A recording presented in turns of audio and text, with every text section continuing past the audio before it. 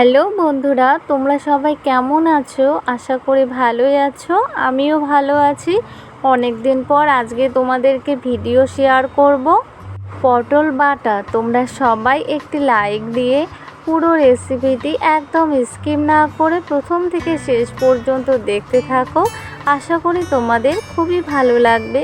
এই দেখো বন্ধুরা, এখানে একদম টাটকা কচি পটল নিয়েছি। এই পটলগুলো ছোট ছোট করে কেটে নিয়ে জল দিয়ে একদম পরিষ্কার করে ধুয়ে নিয়েছি। পটলগুলো কিন্তু চেঁচে নিয়েছি।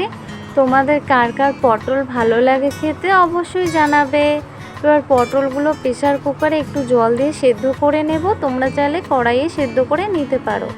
কড়াই বসিয়ে দিয়েছি। এবার কড়াইতে দিয়ে দিলাম সরষের তেল। নেড়ে নিয়ে তেল হালকা করে গরম করে নেব। তেল হালকা করে গরম হওয়ার পর তেলের মধ্যে দিয়ে দেব একটি ছোটো মাপের পেঁয়াজ কুচি, বেশ অনেকটাই রসুনের কোয়া, 3টে চেরা কাঁচা লঙ্কা। নেড়ে নিয়ে হালকা ভেজে নেব।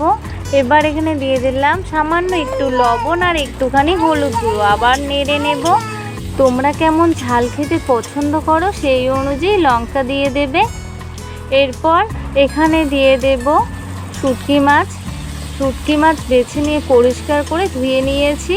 তারপর এখানে দিয়ে দিলাম। এবার সব কিছু লালচে করে ভেজে নেব। শুটকি মাছ আমার খেতে ভালো লাগে তাই দিয়েছি। তোমরা যারা যারা শুটকি মাছ খেতে পছন্দ করো না তারা না দিলেও চলবে। সব কিছু ভেজে নিয়েছি। এবার নামিয়ে নেব। পটলগুলো সেদ্ধ করে নামিয়ে নিয়েছি। এবার ঠান্ডা করে নেব। আর এই দিকে শুটকি মাছ, রসুন, লঙ্কা, পেঁয়াজ খুব ভালো করে ভেজে নামিয়ে নিয়েছি। এবার একটি মিক্সিং জারের মধ্যে পেঁয়াজ, রসুন, লঙ্কা, শুটকি মাছ ভাজা সব কিছু দিয়েছি। আর দিয়ে দিচ্ছি পটল সিদ্ধ। এবার সব কিছু খুব ভালো করে পেস্ট করে নেব। তোমরা চাইলে শিলনোড়ার মধ্যেও বেটে নিতে পারো। এই দেখো বন্ধুরা, সব কিছু খুব ভালো করে পেস্ট করে নিয়েছি।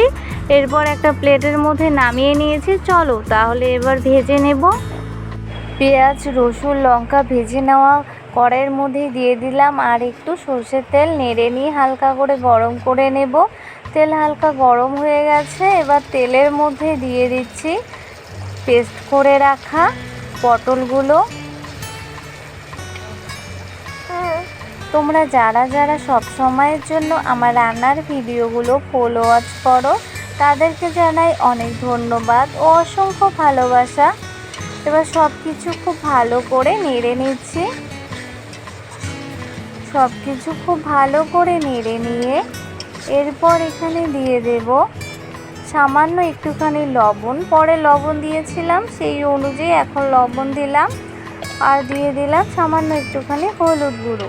এবার সব কিছু খুব ভালো করে নেড়ে নিয়ে এই পটল বাটা বা পটলের চাটনি খুব ভালো করে ভেজে নেব। যতক্ষণ না ভেজে নেওয়া হচ্ছে অনবরত নেড়ে চেড়ে নেব। নেড়ে চেড়ে জাল করে নেব। তোমরা অবশ্যই একবার এভাবে পটল বাটা বা চাটনি বা ভর্তা বানিয়ে খেতে পারো, দারুণ লাগে খেতে। এই দেখো বন্ধুরা, পটল বাটা ভেজে নিয়ে নামিয়ে নিয়েছি। একদম রেডি। তোমরা অবশ্যই এভাবে ট্রাই করো, দারুণ লাগে খেতে গরম গরম ভাত দিয়ে। আর আমার এই রেসিপিটি যদি তোমাদের ভালো লেগে থাকে তাহলে অবশ্যই ভিডিওটিতে লাইক, কমেন্ট এবং শেয়ার করবে।